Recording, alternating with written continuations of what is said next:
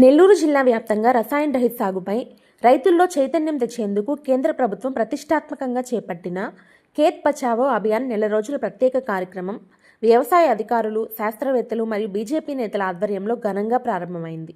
June 1 నుంచి 30 వరకు సాగే ఈ అవగాహన సదస్సులో భాగంగా మితిమీరిన రసాయన ఎరువుల వాడకాన్ని తగ్గించి భూసార పరీక్షల ద్వారా ల్యాబ్ కార్డులను అందజేస్తూ పచ్చి రొట్టె మరియు జీవన ఎరువుల వాడకాన్ని అధికారులు విస్తృతంగా ప్రోత్సహిస్తున్నారు. ఈ క్రమంలో కేంద్ర ప్రభుత్వం ప్రకృతి వ్యవసాయం కోసం 2,430 కోట్ల బడ్జెట్ను కేటాయించిందని, రైతులకు ఎకరానికి 4,000 రూపాయల సబ్సిడీ అందిస్తూ దేశవ్యాప్తంగా 1 కోటి మందిని ప్రకృతి సాగు వైపు మళ్లించడమే లక్ష్యంగా పెట్టుకుందని వక్తలు పేర్కొన్నారు. 1961లో స్థాపించబడి 30 నూతన వరి రకాలను అందించిన స్థానిక వ్యవసాయ పరిశోధనా స్థానంలో ఈ కార్యక్రమాన్ని ఏర్పాటు చేశారు. జ్యోతి ప్రజ్వలనతో ఈ కార్యక్రమాన్ని అధికారికంగా ప్రారంభించారు. జిల్లా అంతటా డిపిఎం కన్నయ్య బృందం ప్రకృతి వ్యవసాయ ప్రదర్శన నిర్వహిస్తూ అనంతసాగరంలో 3 రైతులను దత్తత తీసుకోగా రసాయనాలు లేని ఆర్గానిక్ పంటలకు మార్కెట్లో సరైన గిట్టుబాటు ధర కల్పించాలని ఈ సందర్భంగా రైతులు డిమాండ్ చేశారు. ఈ కార్యక్రమంలో నాయకులు, అధికారులు, శాస్త్రవేత్తలు తదితరులు పాల్గొన్నారు.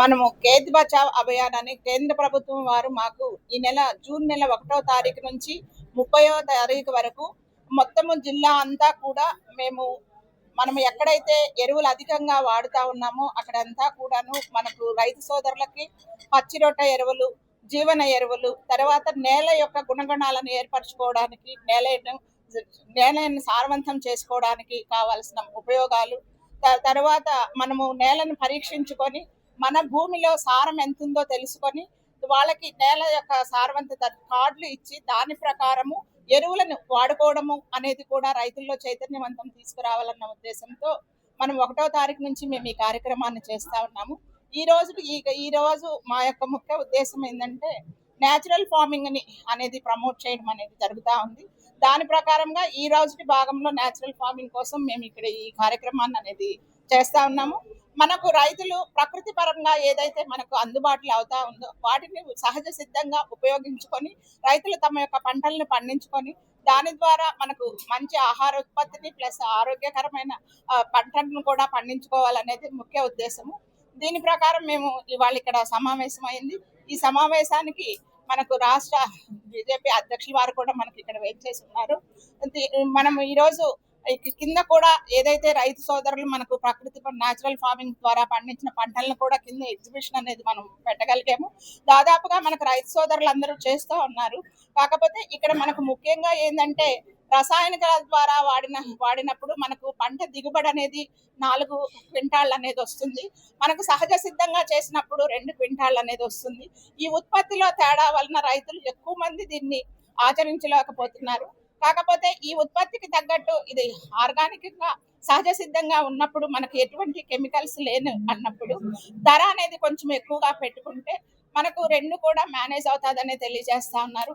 మనకి ఇక్కడ ఆర్గానిక్ చేసే రైతు సోదరులు కూడా వచ్చున్నారు. వాళ్ళు మనకు తర్వాత నిన్న మేము అనంతసాగరం కూడా వెళ్ళడం జరిగింది.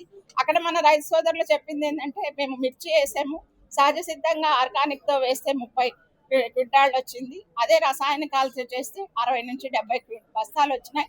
కాబట్టి ఇది ఒక తేడా మాకుంది. మాకు ఏదైతే ఉందో మేము సహజ సిద్ధంగా పండించే ఉత్పత్తులన్నిటికీ కూడా ధర అనేది మాకు అందుబాటు ఇవ్వగలిగితే మేము కూడా కొద్ది ఎకరాలను కొంచెం ముఖ్యంగా ముందుకు తీసుకెళ్ళగలుగుతాము. అంటే కెమికల్ గా వాడేదంతా కూడా రసాయనికాల ద్వారా వాడేది తగ్గించుకుంటాము. అంటే ఎరువుల ద్వారా అయితే ఏముంది, పురుగు మందులు అయితే ఏముంది, అవి కూడా అన్ని తగ్గించుకొని ఆర్గానిక్ లోకి చేస్తామనేది కూడా చెప్తా ఉన్నారు. దానికోసంగా మేము నిన్న 3 రైతులను కూడా అడాప్ట్ చేసుకున్నాము. అనంతసాగరం రైతుల్ని చేసుకుని వాళ్ళకి మా ద్వారా కూడా ఈ యొక్క కార్యాచరణను నెక్స్ట్ వేసేటప్పుడు పంటలను ఇప్పుడు వేస్తున్నారు, దాన్ని ముందుకు తీసుకెళ్తాము. ఇప్పుడు మనకు వచ్చిన రైతు సోదరులందరికీ కూడా ఎలాగ న్యాచురల్ ఫార్మింగ్ అనేది మన జిల్లాలో డిపిఎం గారు ఉన్నారు, కన్నయ్య గారు, వాళ్ళ ద్వారా కూడా మనకు జిల్లా అంతా కూడా న్యాచురల్ ఫార్మింగ్ అనేది ముందుకు వెళ్తా ఉంది. వాళ్ళ యొక్క అనుభవాలు కూడా రైతులు చేసే వాళ్ళు ఉన్నారు. వాళ్ళని తీసుకొని మనం మిగతా రైతులను కూడా దీన్ని ముందుకు తీసుకెళ్దామని తీసుకెళ్తాము. కాబట్టి దీని యొక్క ముఖ్య ఉద్దేశం. Please subscribe SS News AP.